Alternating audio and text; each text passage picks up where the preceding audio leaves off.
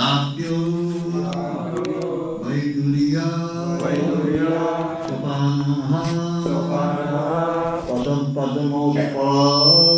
Padmopala Kumunda Batihi Hamsa Karandava Kulai Jushta Chakraha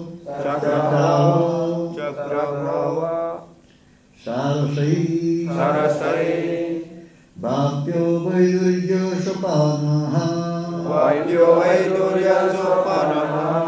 Padmopala Kumudvati Hamsa Karandava Kulai Jushta Chakrava Sarasai Bhakyo Vaidurya Sopanaha Padmopala Kumudvati Hamsa Karandava Kulai Jushta Chakrava Sarasai Vapyo Vaidurya Sopanaha Padmopala Kumudvati Hamsa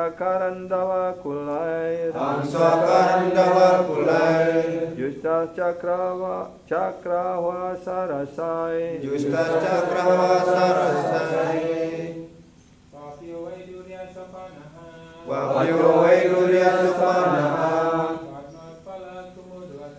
Padmopala Kumudvati Hamsa Karandava Kulai Jushta Chakrava Sarasai Bhakyo Vapyo Legs Danau Vaidurya Emerald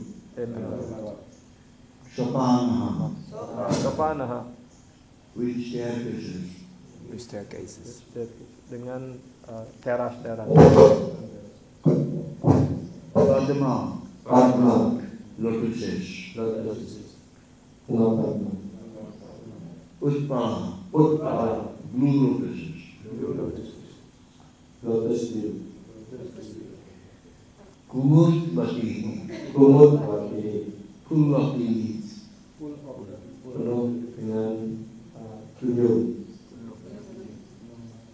Hamsa swans burung hamsa Karandava dan titik Kulai baik Loksa berkumpul Jushtaha inhabited dihuni Chakrava by Chakravakas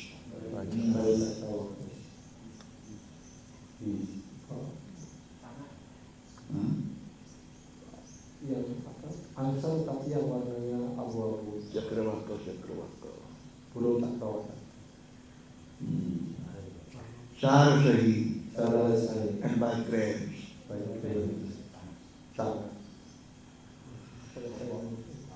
bangun Bhakyo Vaidurya Sopanaha Padmopala Kumudvati Hamsa Karandava Kulai Jushta Chakrava Sarasai. That's the song. There were emerald staircases which led to lakes full of variously colored lotus flowers and lilies, and swans, Karandavas, Chakravakas, cranes, and similar other valuable birds were visible in those lakes.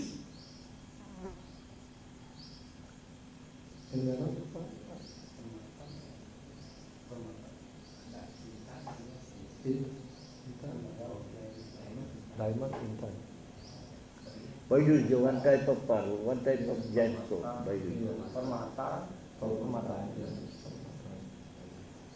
Ada banyak angkatan yang terbuat dari permata menuju kepada kolam atau ke danau yang dipenuhi dengan berbagai macam fatma, bunga tunjung, dan dihuni oleh angsa, burung cakrawala, bangau, dan banyak lagi burung-burung yang sangat bernilai yang ada di danau tersebut. Performed by Srila Prabhupada, it appears that not only was the place surrounded by compounds and gardens with varieties of trees, but there are small man-made lakes also, where the water was full of many-colored lotus flowers and lilies. And to get down to the lakes, there were staircases made of valuable jewels, such as emeralds.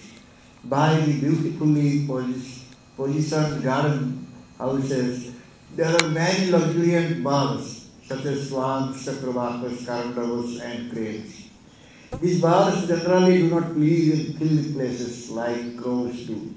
The atmosphere of the city was very ugly and beautiful. It can simply be imagined from its description.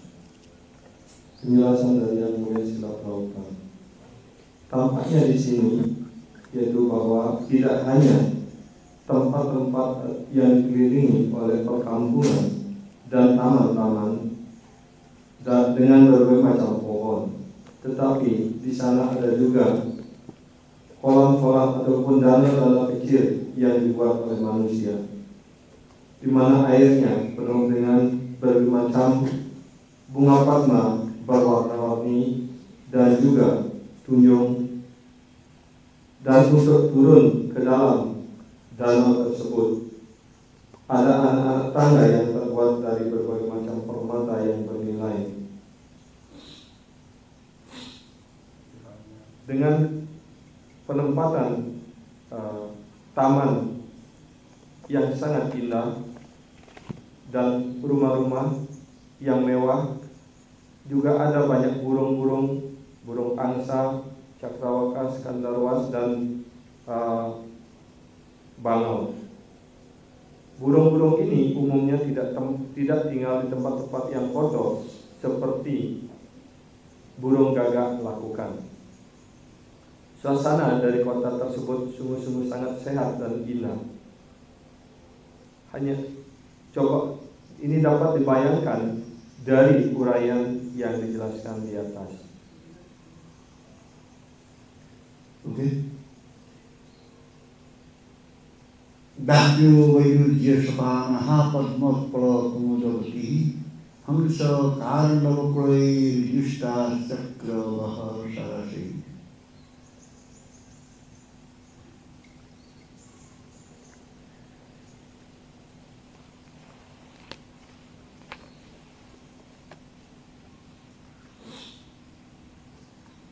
So, I'm very happy to meet you again here at this Radharasa temple by the mercy of Sri Radharasa Gopika and Jagannath Prabhu Devi, as well as Prabhupada Maharaj and Guru Maharaj, Sipad Maharaj, and all Vaishnavas. So, I hope I will be benefited by your valuable association here. Saya senang sekali berada di ashram ini sekali lagi atas karunia dari Sri Radha Siswar, Srila Prabhupada, Srila Gurudev, dan Guru Maharaj. Dan kami berharap kami mendapatkan keuntungan dari pergaulan bersama Anda semuanya.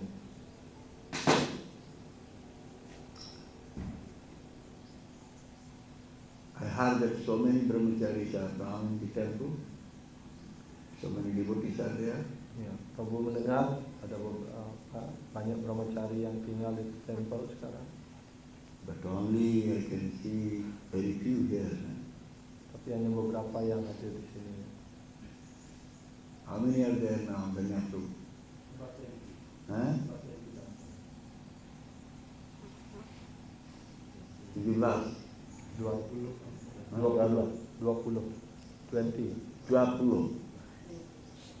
But hardly 1, 2, 3,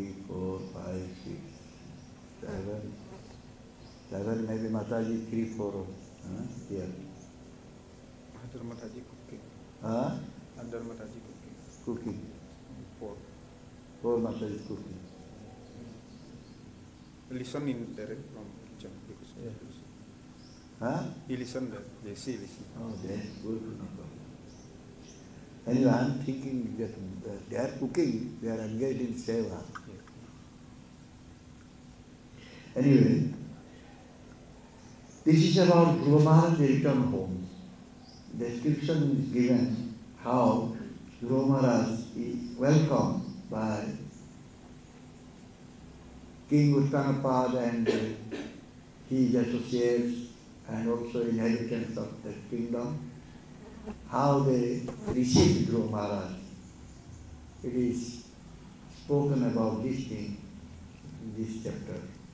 Jadi bab ini menguraikan tentang ketika Dhruva Maharaj kembali dari hutan, dan setelah kembali dari hutan dia disambut dengan baik sekali oleh Uttanapada, semua anggota keluarga dan seluruh anggota penduduk dari kota.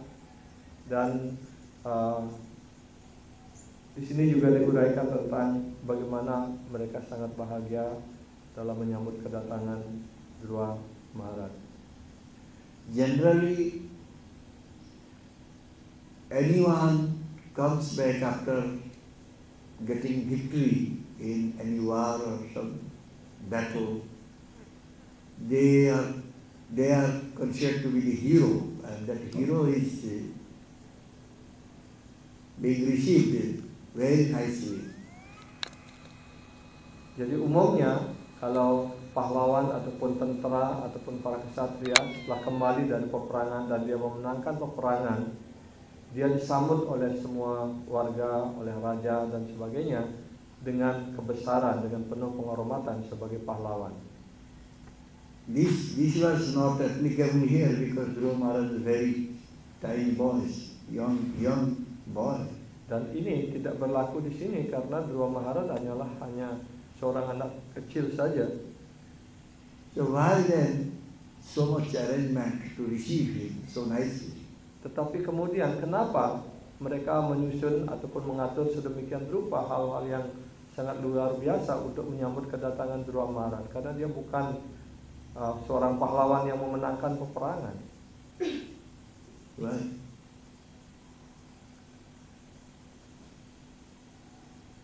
Yes. Karena Dhruva Maharaj sekarang sudah bersama Krishna, sudah mendapatkan Krishna sehingga dia patut berwisuda. Yeah, because he already have fully successful in doing tapasya and got darshan of the Lord, and he's become a pure devotee and is appropriate to be worshipped by all people. Nice, very nice, beautifully replied.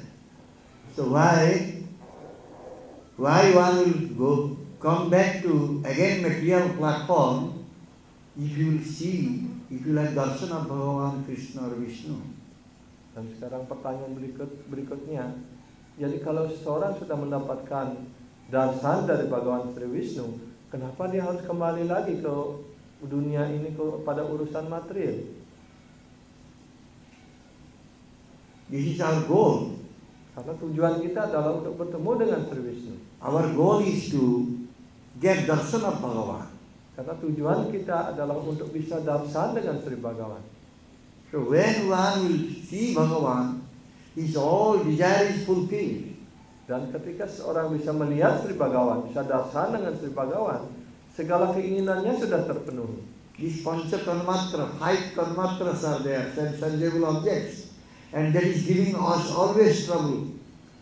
Dan when one see Bhagavan, it becomes pacified. Iya. Panca indria kita ini selalu ditarik oleh 5 objek daripada indria-indria panca tanmatra ini. Dan ini yang membuat kita dibingungkan dan membuat kita semakin terikat di dunia material ini. Tetapi ketika indria-indria ini bisa darshan melihat langsung Bhagawan Tuhan Yang Maha Esa, berarti indria-indria itu sudah semuanya disucikan, disucikan. Dia tidak lagi memiliki ikatan material apapun. Then why Dhruva Maharaj is coming back to this material platform again? Tapi kemudian pertanyaan kenapa Dhruva Maharaj kembali kepada tingkatan material lagi? He did so much tapasya, could please Bhagavan Vishnu, and got darshan of Bhagavan Vishnu, got the benediction, got the blessings of Bhagavan Vishnu. Still he is coming back to his kingdom. Why? Dia sudah melaksanakan tapasya, memuaskan peragawan Sri Vishnu dengan sangat baik sekali. Bahkan Sri Vishnu juga sangat puas dan beliau turun memberikan darshan, memberikan karunia kepada Dhruva Maharaj. Tapi setelah itu kenapa Dhruva Maharaj harus kembali lagi kepada urusan material? Yes. Setelah Dhruva Maharaj mendapatkan apa yang diinginkan, beliau mempunyai tanggung jawab untuk mengurus hal itu. Meskipun itu bukan untuk kekuatan pribadi, tapi dilakukan untuk pelayanan pada Tuhan. So, after Dhruva Maharaj got all the benediction, he has a responsible to do all these things, but not for his pleasure, but as the duty of the Kshatriya. Oh, this the main reason My reason is because when he is doing tapasya, he has not doing tapasya not in order to please the Lord, but in order to get the kingdom or the position even more much better, greater than his grandfather. Yes. With that desire he went to do tapasya. So when someone develops this type of desire in the heart, the Paramatma sitting here, he sang songs. So one has to be very careful where he will develop some desire in the heart. Yesterday, some topic was going on, Brajendranandam from his house this way. Jadi kita dari awal sudah membaca dan kenapa Dhruva Maharaj melakukan pertapaan, bukan tujuannya untuk mencari Krishna ataupun mencari Sri Vishnu ataupun memuaskan Narayana, tapi dia untuk mendapatkan karunia Sri Narayana. Karena apa keinginannya? Dia adalah untuk mendapatkan tahta, mendapatkan kerajaan, bisa duduk di atas pangkuan ayahnya. Kemudian dikasih tahu oleh Suruci, kalau kamu cukup beruntung mendapatkan karunia dari Sri Narayana dan lahir kembali dari rahimku, mungkin kamu dapat tahta ini. Dan kemudian dia berusaha untuk mencari karunia Sri Narayana. Jadi tujuan dia untuk mencari Sri Narayana bukan untuk memuaskan Sri Narayana, tapi dia mempunyai keinginan di dalam hatinya. Dan kalau orang mempunyai keinginan di dalam hatinya, Paramatma yang duduk, yang bersemayam di dalam hati, beliau akan menentukan, akan memutuskan, akan mengarahkan kepada orang itu untuk mencapai tujuannya. Jadi kemarin kita sudah tadi malam membicarakan hal ini di rumah Prabu Brajendra sehubungan dengan hal ini. Karena itu, kalau seseorang mempunyai keinginan di dalam hatinya, hendaknya sangat berhati-hati atas keinginan apa yang dia inginkan itu.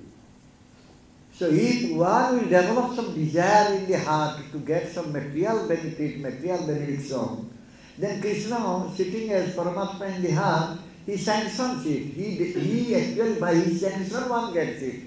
So he sanctions already. Iya. Jadi kalau seseorang mengembangkan keinginan di dalam hatinya untuk kenikmatan material, untuk hal hadiah-hadiah yang bersifat material, kalau keinginan itu begitu kuat di dalam hatinya, maka Krishna akan memenuhi itu, akan memutuskan dan memenuhi keinginan-keinginan itu. One may toil hard, one may work hard to get it, but the things that it is sanctioned already. Ya, mungkin kelihatannya orang itu bekerja keras untuk mencapai itu, tapi sebenarnya sudah diputuskan bahwa itu akan diberikan. Someone wants to make a very good building to stay, in the mind he has developed desire, means it is sanctioned by Krishna.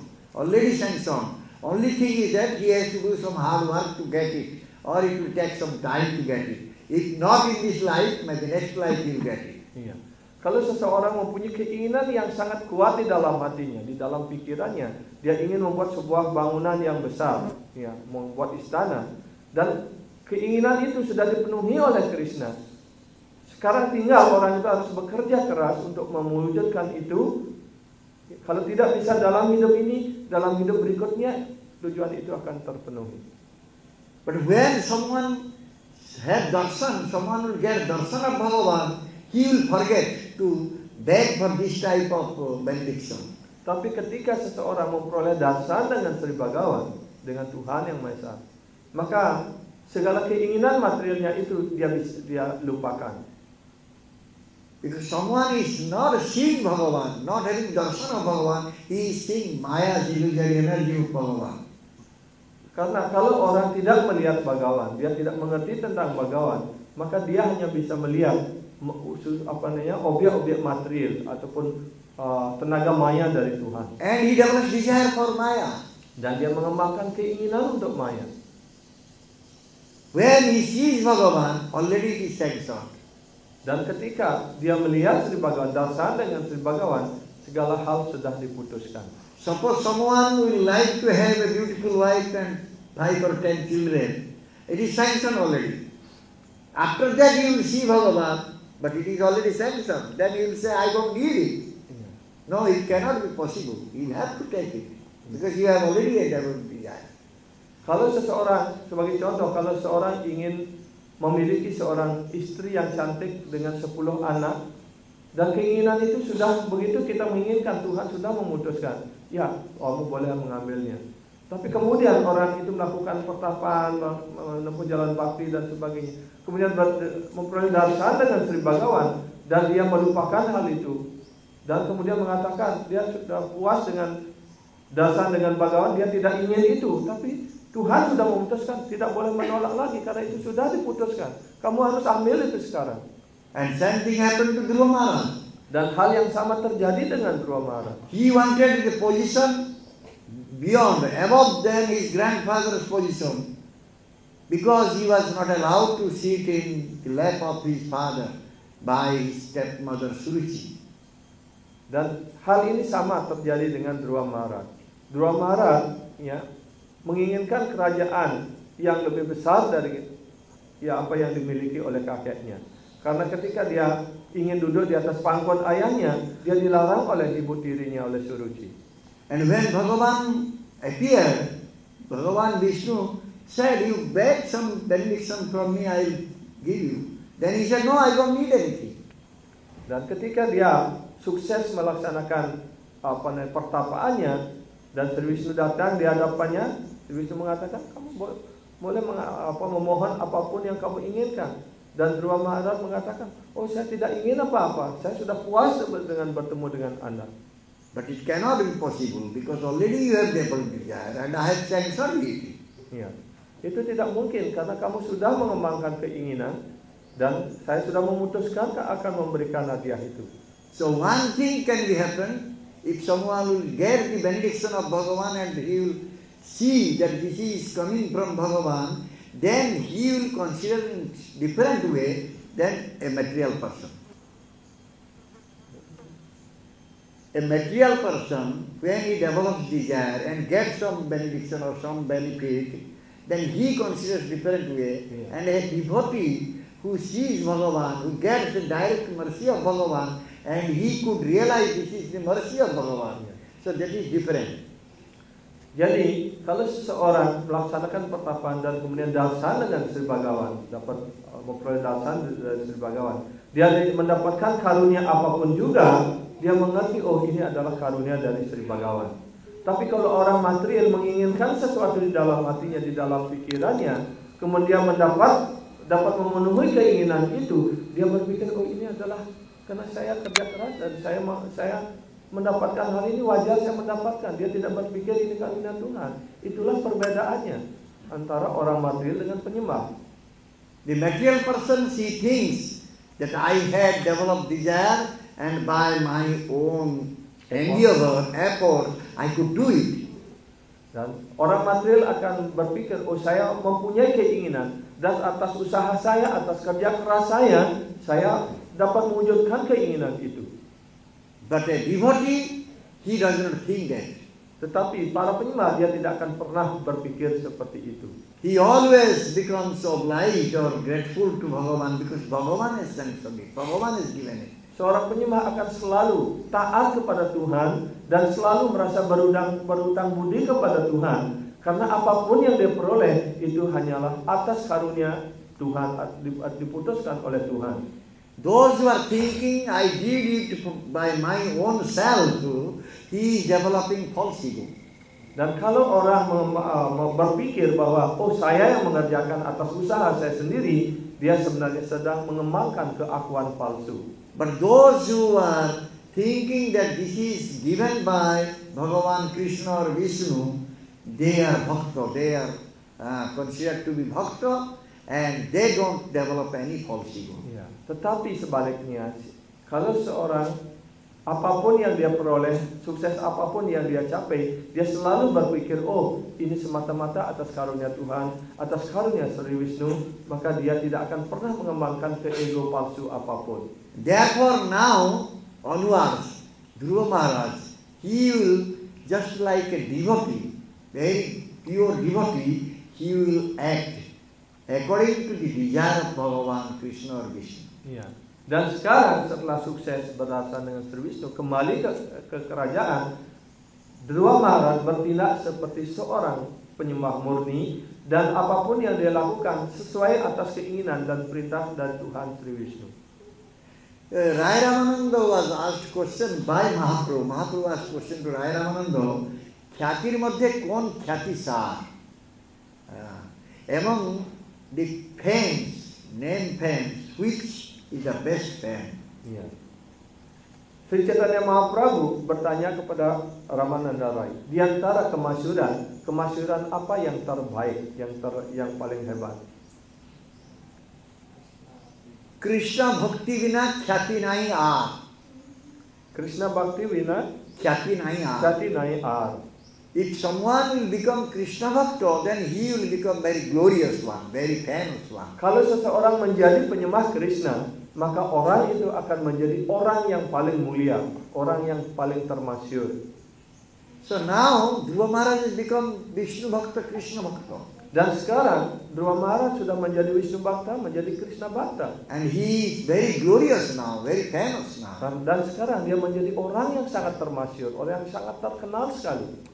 Anyone is glorious or famous, we just worship him, we just bow down in front of him. Ya, siapapun orang itu menjadi terkenal, menjadi sangat termasyhur, menjadi sangat mulia, maka semua orang, bahkan kita patut sujud di hadapannya dan memuliakannya. So Dhruva Maharaj became very good devotee, pure devotee of Bhagavan Vishnu or Krishna. He has come back to his palace to do ruling, or to after his father's death, he will take over the kingdom, ruling of the kingdom. That was the desire of Krishna. That was the desire of Lord Vishnu. Ya. Dan sekarang Dhruva Maharaj kembali ke kerajaannya, dan kemudian nanti dia akan menduduki tahta kerajaannya itu setelah ayahnya mengundurkan diri dari tahta itu, dan Dhruva Maharaj melaksanakan kepemimpinan menjadi raja di sana. Itu juga atas keinginan Sri Wisnu. So the bhakta is ajata satrava. Dan bhakta dijelaskan ajata satrawa. Bhakta has no satru, no enemy. Para penyembah tidak memiliki musuh apapun. The Suruchi stepmother just developed some inimical, envious attitude towards Dhruva Maharaj when Dhruva Maharaj was in home as a child, as a boy. But when he went and did tapasya, got the benediction, got darshan of Lord Vishnu, and got his mercy, he became pure devotee. When he came back, that time Suruchi did not develop that mood towards him. Rather, Suruchi just out of affection, she cried. Ya. Dan Suruchi mengembangkan rasa iri dan permusuhan kepada Dhruva ketika Dhruva masih kecil dan berada di rumahnya. Tapi kemudian ketika Dhruva melakukan pertapaan dan setelah sukses pertapaan mendapatkan karunia Sri Wisnu, dia kembali lagi ke kerajaannya. Suruchi sudah lupa dengan permusuhan itu, bahkan dengan kasih sayang seorang ibu, dengan menangis, dengan kebahagiaan dia menyambut Dhruva. The enviousness, the enmity cannot be developed towards a bhakta. Karena itu rasa iri dan permusuhan tidak sepatutnya dikembangkan kepada para penyembah. Because the bhakta is always engaged in doing services to give pleasure to the senses of Bhagavan, Vishnu or Krishna. Karena seorang penyembah, dia hanya menyibukkan semua indria-indrianya dalam pelayanan untuk memberikan segala kemuliaan, kepuasan kepada Sri Vishnu. If someone is very much interested for holding position or holding some money or some riches, then people become envious towards him. Kalau seseorang mengembangkan keinginan terhadap posisi ataupun kekayaan, kedudukan dan sebagainya, maka orang-orang akan menjadi iri kepadanya. But bhakta is not having this type of any qualities, bad qualities. Tetapi para penyembah tidak memiliki kualifikasi buruk apapun. Bhakta is always truthful. Dan bhakta selalu bersikap jujur. He is pure. Dia murni. He is having controlled life. Dan dia telah mengendalikan kehidupannya sendiri. He does all good etiquette. Dan dia melakukan segala etika dan moral yang baik. He has tolerance. Dan dia memiliki rasa toleransi yang tinggi. He gives respect to one and all. Dan dia memberikan hormat kepada semua orang, semua makhluk hidup. He is always very eager to serve Bhagavan Krishna. Dan dia selalu mempunyai keinginan yang kuat untuk melayani Bhagavan Sri Krishna. So therefore, all the good qualities are ready to serve him. Dan karena itu semua sifat-sifat mulia, sifat-sifat yang baik siap untuk melayani penyembah itu. So therefore, a bhakta in dream also cannot think about anything bad. Karena itu bahkan dalam mimpi pun seorang bhakta, seorang penyembah tidak pernah berpikir, tidak pernah mimpi tentang hal-hal buruk. So already he has practiced in his life all the good principles. Therefore he developed bhakti. Karena sepanjang hidupnya dia telah mengembangkan prinsip-prinsip yang baik, etika moral yang baik. Karena itu semua sifat-sifat baik itu melayani dirinya. Somebody is becoming bhakta by tapasya, by sadhana. Sebagai contohnya, kalau orang menjadi penyembah melalui sadhana, melalui sebuah pertapaan. And during the sadhana tapasya, he has already practiced all the good principles in his life. Dan selama dalam pertapaan, dalam sadhana itu, dia telah mengembangkan, telah menjalankan semua prinsip-prinsip yang baik. Therefore he got bhakti. Karena itu dia memperoleh bhakti. And if someone is having bhakti, all the good qualities are with him. Dan kalau seorang sudah memperoleh bhakti itu sendiri, maka semua kualifikasi yang baik sudah bersama dirinya. Therefore one has to build up his foundation nicely. Karena itu, setiap orang, setiap penyembah hendaknya membangun fondasi ini yang dengan baik sekali. If our foundation is not strong, we cannot grow. Jika fondasi kita, jika dasar kita tidak kuat, maka kita tidak akan bisa tumbuh dan berkembang dengan baik.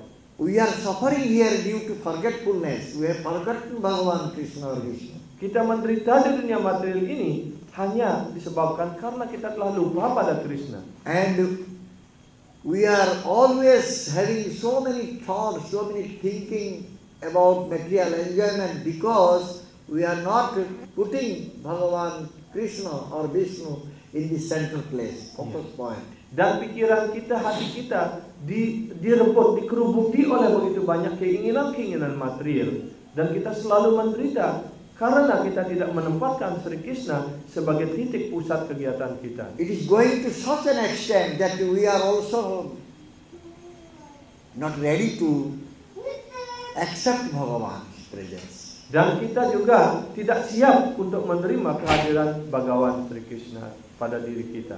So therefore, when we develop all this bad quality, it will never help us to come to Krishna. Jika kita mengembangkan semua sifat-sifat yang buruk itu, ini sama sekali tidak akan menolong kita untuk kita mendekatkan diri pada Krishna. Suppose somebody has not to know anything about these good principles. Sebagai contohnya, kalau orang tidak memiliki, tidak mengetahui tentang semua prinsip-prinsip yang baik ini. There are so many persons, they have not gotten any education. Begitu banyak orang yang tidak memperoleh kesempatan untuk mendapatkan pendidikan. They don't know what is good or bad. Mereka tidak tahu sama sekali apa yang baik dan apa yang buruk. But if they are serving Bhagavan Krishna with love, then all the good qualities are with them. Ya. Tetapi kalau dia memperoleh kesempatan melayani Bhagavan Sri Krishna dengan cinta kasih, maka semua sifat dan kualifikasi yang baik itu akan muncul pada dirinya.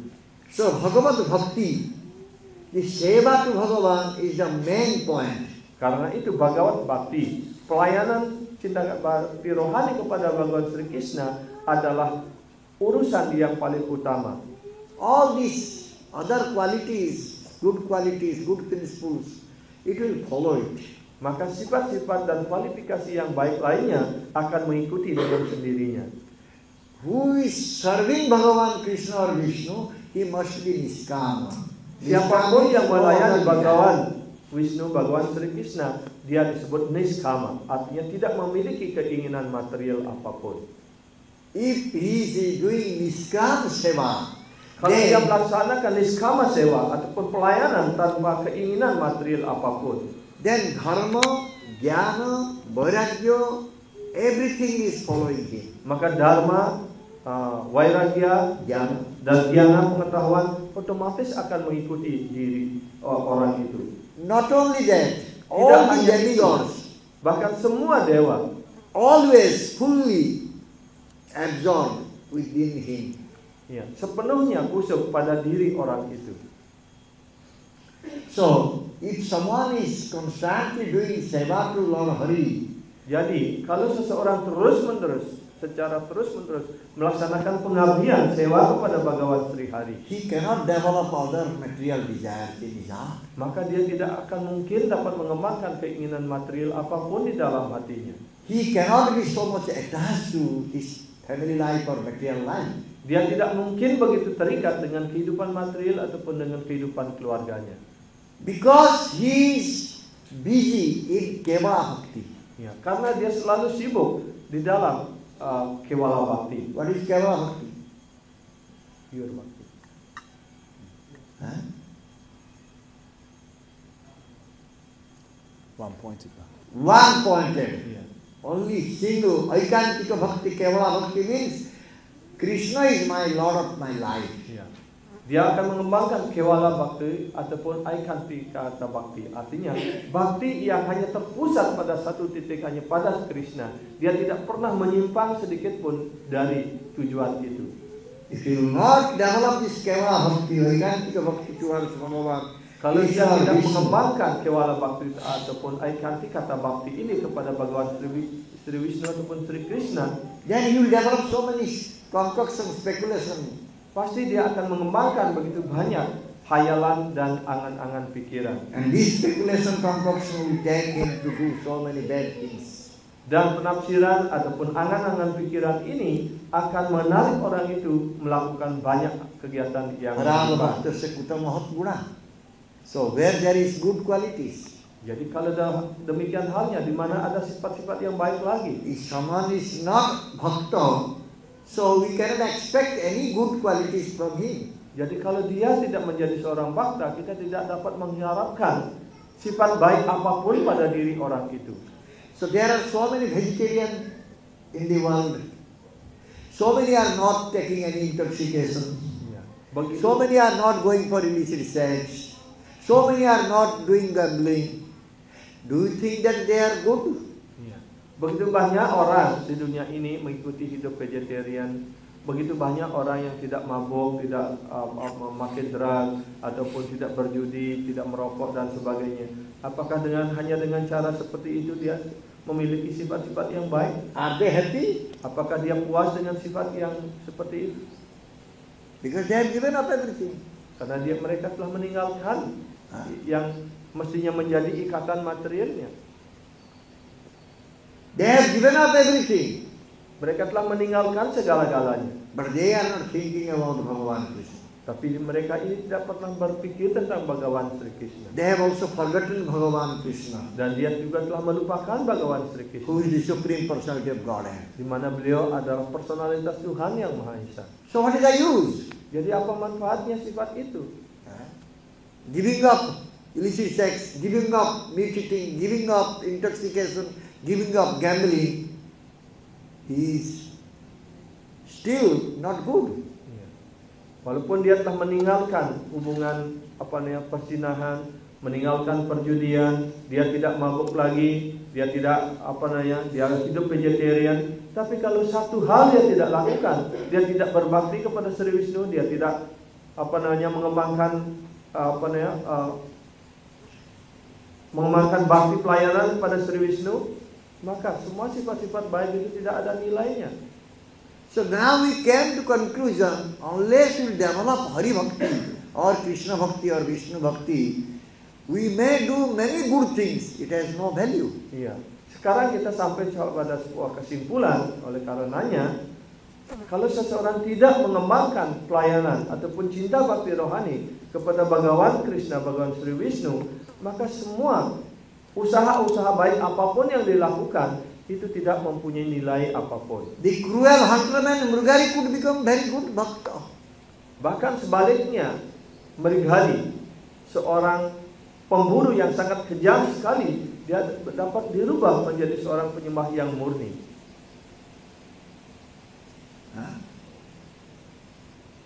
Muci hai, suci hai, Muci hai, suci hai, jadi Hari bhaje.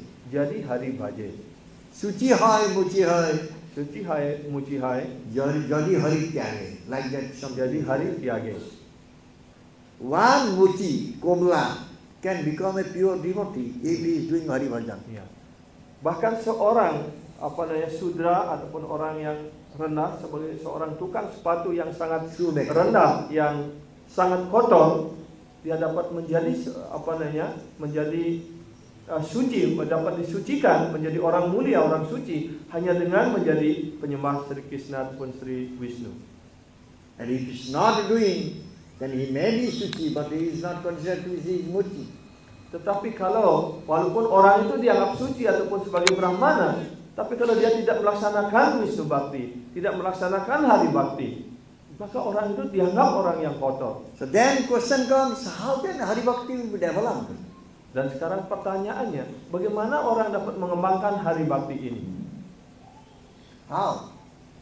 How Hari Bhakti will be developed? Now we came to conclusion, Hari Bhakti is everything, Krishna Bhakti is everything. But how it will be developed? How one will get it? Sekarang kita sudah mencapai kesimpulan bahwa Hari Bhakti, Krishna Bhakti, Wisnu Bhakti adalah segala-galanya. Tapi sekarang pertanyaannya, bagaimana seseorang dapat mencapai Hari Bhakti ataupun Wisnu Bhakti ini? You may be in any position, but you should develop desire to listen Hari Katha. Caranya adalah dalam kedudukan apapun, dalam posisi apapun, Paramatma sitting here. seseorang hendaknya mengembangkan keinginan untuk mendengarkan. He censors everything. Karena Sang Paramatma bersemayam di dalam hati, beliau akan mengatur segalanya, beliau akan memutuskan segalanya. When you develop desire to listen Hari Katha, he will make arrangement. Ya, kalau seseorang mengembangkan keinginan untuk mendengarkan Hari Katha, maka beliau akan mengatur, akan menyusun hal itu. And when one will listen Hari Katha from sadhu's lotus lips, then his heart will be changed. He will try to do some seva. Kalau seseorang mendengarkan Hari Katha dari bibir para seorang sadhu, maka hati orang itu akan berubah dan kemudian mengembangkan keinginan untuk melayani Sri Wisnu. Then we will develop some desire. How we will be engaged in Krishna Seva, Hari Seva, only by listening from a sadhu. Dan bagaimana seseorang mengembangkan keinginan untuk melaksanakan Hari Sewa, Krishna Sewa, Wisnu Sewa, itu hanya bisa diperoleh dengan mendengarkan dari seorang sadhu guru. When one will become Hari Sevak, the servitor of Lord Hari, Kemudian kalau seseorang sudah menjadi Hari Sewaka ataupun activities, pelayan Sri Wisnu, apa yang menjadi kegiatannya? always he wants to please Lord. Maka dia akan selalu berusaha untuk memuaskan Sri Hari. If we will develop enviousness towards that type of person who is serving to Lord Hari, Kalau seseorang mengembangkan rasa iri hati kepada orang yang selalu melayani Sri Hari, Sri Wisnu, we will never get Hari Prasad. maka dia tidak akan pernah memperoleh Hari Prasad ataupun karunia dari Sri Hari. Yeah, Hari Prasad means Hari's Krupa, Krishna's Krupa. Who is bringing? Dan siapa yang membawa Hari Persada ataupun Krishna Persada itu karunia Sri Wisnu itu? Devotee. Yes. Krishna Bhakta. Buddha, what is that? Karuna Arnava. Karuna Arnava.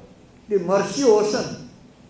The Guru, Sadhu, they are bringing mercy ocean for us. Iya. Di dalam Guru Astaka sudah dijelaskan itu. Guru, Sadhu, Guru Vaishnava, beliau membawa samudra karunia itu kepada kita. And if we will develop ambitiousness towards that type of sadhu or guru, then we will get all inauspiciousness in our life. Jadi kalau kita mengembangkan rasa iri hati kepada sadhu guru seperti itu, maka kita akan memperoleh segala berbagai mendapatkan penderitaan di dalam kehidupan kita ini. Jasya prasadat bhagavat prasad. Jasya prasadat nagati kutopi. Yasat prasadat nagati kutopi. Where is gati? Where will go? If Hari Bhakta Gurudev is not happy with us, so where will go then? Jadi kalau Hari Bhakta, Guru Rohani tidak puas dengan diri kita, kemana kita akan pergi? Kemana tujuan kita? So we know how Hari Bhakti will come. We have some gradual process. What are the process? Jadi kita tahu bahwa bagaimana Hari Bhakti itu datang pada diri kita itu melalui proses pertahapan. Bagaimana tahapan-tahapan itu? Berapa tahapan ada untuk mencapai?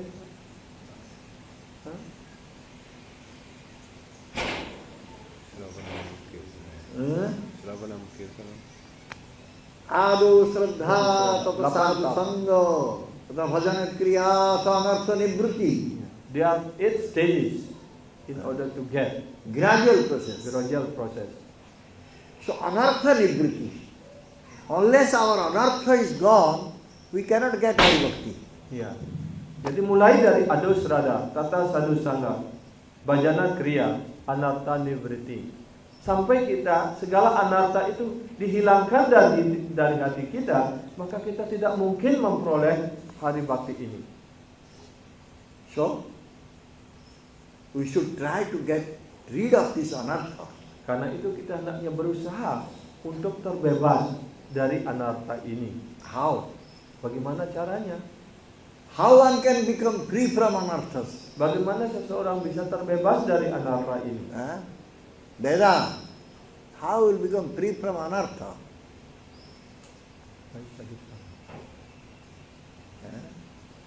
Anartha nivritti. Because I don't have anartha nivritti, how can I do seva?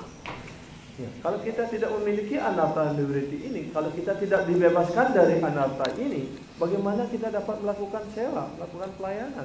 Dhanya Prabhu will say, Sadhu Prabhu, please go and decorate today nicely Radha sister. Then Sadhu Prabhu said, what can I do? I don't have yet purity because anartha is there. How can I do this? Sebagai contoh, Prabu Dania memberikan perintah kepada Prabu Sadhu, oh Prabu Sadhu, tolong sekarang Prabu yang menghias Sri Radha Seswar. Kemudian Prabu Sadhu mengatakan, oh Prabu, bagaimana saya dapat melakukan pelayanan pada Sri Radha Seswar? Saya belum bebas dari anartha, saya masih kotor. Bagaimana saya melayani Sri Radha Seswar?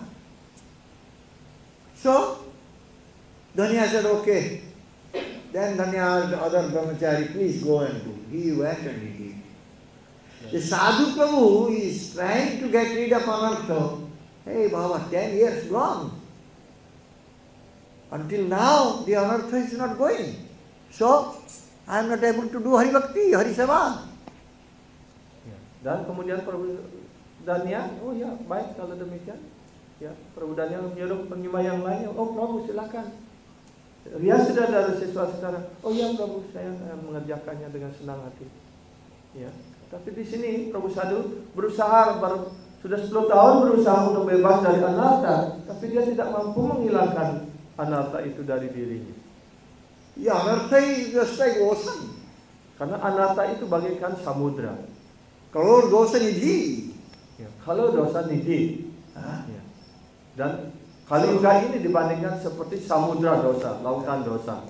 So how can get rid of anartha? Bagaimana seseorang bisa terbebas dari anartha?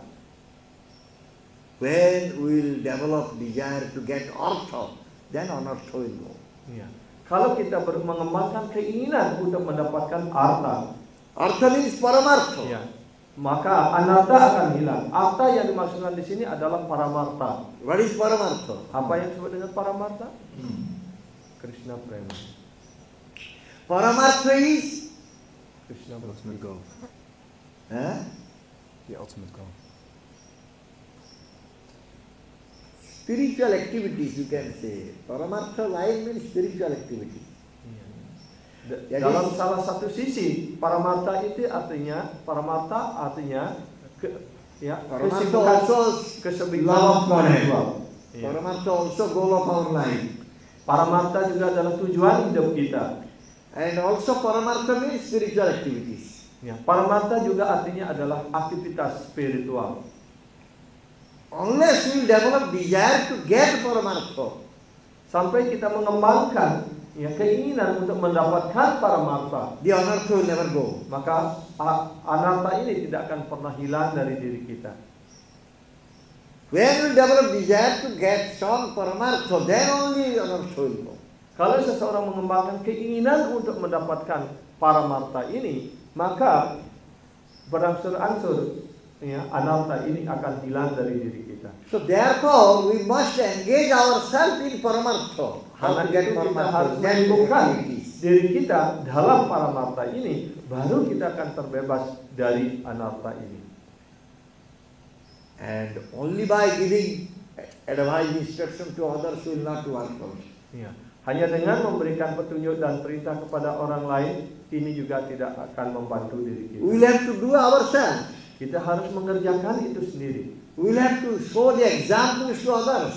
Kita harus memberikan contoh kepada orang lain. If I think about Lord Hari or Lord Hari Seva, then I can tell someone to do and he will do it. Iya.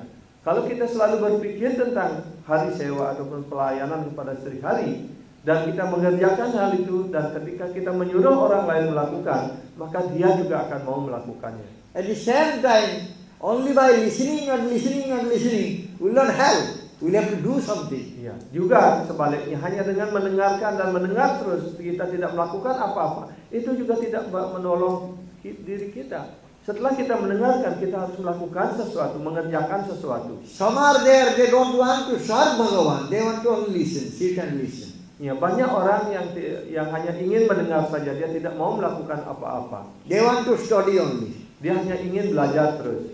That means they want to become pandita, Dia hanya ingin menjadi seorang pandai, scholarly person, menjadi seorang sarjanawan, ilmuwan, not a bhakta. tetapi dia tidak akan pernah menjadi bhakta. We will have to, slowly we will have to proceed in bhakti path, in seva. Ya, berangsur-angsur, selangkah demi selangkah, kita hendaknya mulai berjalan di jalan bakti ini. Artinya mulai melakukan pelayanan, walaupun kecil-kecil. And when we are progressing, we are not proceeding in bhakti path, we must always study ourselves. Ya, jadi kalau kita tidak bisa melangkah maju di dalam jalan bakti ini, maka kita harus introspeksi diri. Kita harus melihat pada diri kita sendiri. What I am doing, it is free of duplicity or duplicity is there. Ya. Apakah apa yang kita kerjakan, apakah ini sudah terbebas dari kepalsuan, ataupun apa yang kita kerjakan penuh dengan kepalsuan, kebohongan. In my progress, in my spiritual progress, if duplicity is there, crookedness is there, then progress is not going on. Ya, dalam perjalanan bakti ini, kalau penuh dengan kepalsuan dan kebohongan, maka kemajuan tidak akan pernah ada di sana. So I must give up this crookedness. Karena itu kita harus meninggalkan segala kepalsuan, segala kemunafikan ini. Our Gurudev always say crookedness is the monopoly of Bhagavan Krishna. Dan Sri Gurudev selalu mengatakan bahwa kepalsuan, kemunafikan ini, kebohongan adalah sepenuhnya monopoli dari Bhagawan Sri Krishna. You should become straight like Gauranga Mahaprabhu. Kita harus menjadi lurus seperti Sri Gauranga Mahaprabhu. We see Bhagavan Krishna is crooked 3 places. Kita melihat di hadapan kita Bhagawan Sri Krishna seperti keris luk telu, ya. The feet, Yaitu bengkok, ya, chest, bersilang pada kaki, mouth. ya, kemudian the second? The body. Chest, heart. Kemudian dada beliau, ya, badan beliau bengkok, dan kemudian bibir Padma beliau. But Mahaprabhu is straight. Tapi Sri Chaitanya Mahaprabhu beliau lurus. Ya. In order to come to Bhagavan Krishna, very crooked one, we will have to follow the simple one, Mahaprabhu. Ya. Jadi untuk bisa mencapai Bhagawan Sri Krishna yang penuh dengan kroket, penuh dengan tipu muslihat, kelicikan, kita harus melewati yang jujur, yang baik, yang seperti Sri Gauranga Mahaprabhu. In order to come to Gauranga Mahaprabhu's lotus feet, we will have to catch the lotus feet of Nityananda Prabhu. Jadi untuk mendapatkan karunia kaki Padma Sri Chaitanya Mahaprabhu, seseorang harus mendekati kaki Padma Nityananda Prabhu.